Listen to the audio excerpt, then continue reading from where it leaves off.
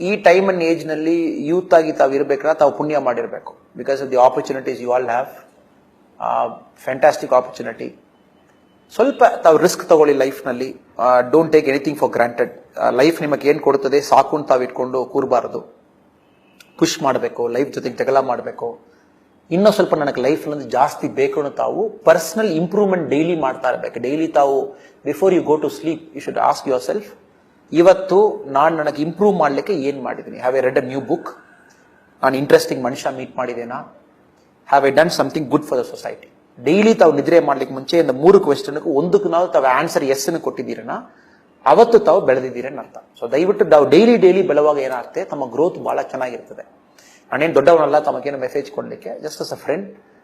Keep improving, keep fighting with life, keep taking more out of life. ಎಲ್ಲ ಆದ್ಮೇಲೆ start giving back to life. ಅದು ಬಹಳ important. ಎಲ್ಲ ಆಗಿ ಒಂದು ಲೆವೆಲ್ಗೆ ಆದ್ಮೇಲೆ ಲೈಫ್ ನಲ್ಲಿ ತುಂಬಾ ಜನಕ್ಕೂ ತಮ್ಮ ತರ ಆಪರ್ಚುನಿಟಿ ಇರಲ್ಲ. ಸ್ವಲ್ಪ ವಾಪಸ್ ಅವ್ರಿಗೆ ಕೊಡೋಣ, ಒಳ್ಳೇದ್ ಮಾಡೋಣ, 4 ಜನಕ್ಕೆ ಒಳ್ಳೇದ್ ಮಾಡೋಣ. So that is what it's a simple conversation. Message ಕೂಡ ಹೇಳ್ಬೋದು.